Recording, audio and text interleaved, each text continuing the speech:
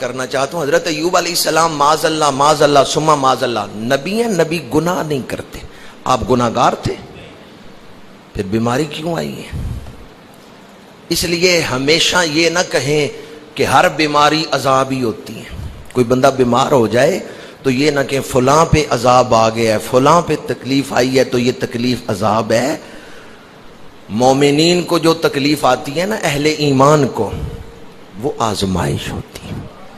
حضرت ایوب علیہ السلام تو معصوم ہیں, فرشتوں سے زیادہ پاک ہیں, پھر بیمار ہو گئے, پھر اتنی تکلیفیں دیکھیں. پتا چلا اللہ اپنے پیاروں کو بھی تکلیفوں سے گزارتا ہے. اللہ اپنے پیاروں کو بھی تکلیفوں سے گزارتا ہے. مومن کے لیے بیماری بھی رحمت ہے. حدیث پاک ہے ترمذی شریف میں, میرے آقا کریم صلی اللہ علیہ وآلہ وسلم نے فرمایا, گناہگار بندہ ہے, بیمار ہو گیا, اس نے صبر کیا, پھر ایک وقت اس مومن پہ ایسا آ جاتا ہے وہ زمین پہ چل پھر رہا ہوتا ہے اس حال میں کہ نامہ اعمال میں ایک گناہ بھی نہیں ہوتا, وہ بخشا ہوا زمین پہ چل پھر رہا, وہ بخشا ہوا زمین پہ چل پھر رہا ہے. تو بیماری سبب بن گئی گناہ بخشوانے کا. مومن بخشا گیا, اس حال میں وہ زمین پہ چل پھر رہا ہے کہ کوئی گناہ اس کے نامہ اعمال میں نہیں جس کا جواب اس نے موت کے بعد دینا ہو.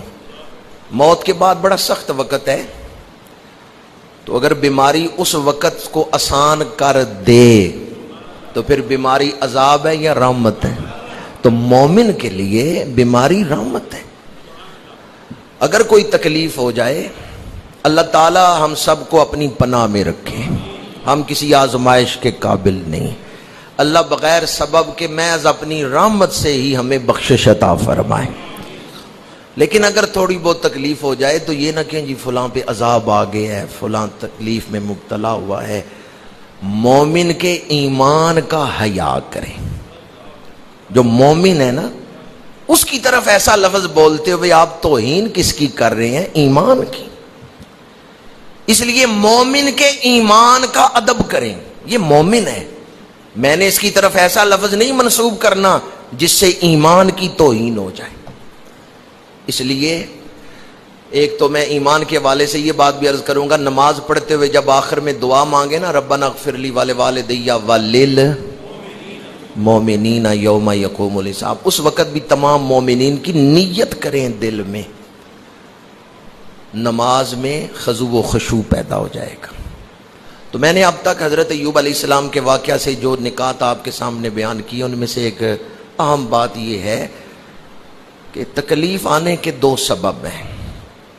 یا تو تکلیف آزمائش ہے یا اپنے گناہوں کی سزا ہے. یہ دونوں چیزیں ہو سکتی ہیں, آزمائش بھی اور سزا بھی. کفار کے لیے, منافقین کے لیے سزا ہے, اور اہل ایمان کے لیے آزمائش ہے. پھر اہل ایمان میں اگر کوئی گناہگار ہے تو اس کے لیے گناہوں کی بخشش کا ذریعہ ہے, اور اگر وہ پہلے ہی بخشا ہوا ہے جس طرح کے انبیاء ہیں تو ان کے لیے بیماری یا تکلیف درجات کی بلندی کا باعث ہے. یہ بھی ایک حدیث پاک ہے کہ اللہ تعالیٰ مومن کو کوئی درجہ عطا کرنا چاہتا ہے, اور مومن کے عمل, یہ ہم جیسے اہل ایمان جو ہیں, انبیاء کی بات نہیں ہے, وہ تو بلند درجہ ہیں. اللہ مومن کو کوئی درجہ عطا کرنا چاہتا ہے لیکن اس کے اعمال اس درجے کے مطابق نہیں ہیں, تو اللہ پھر اس کو تکلیف سے گزارتا ہے. مومن صبر کرتا ہے, اللہ اس کو وہ درجہ عطا فرما دیتا.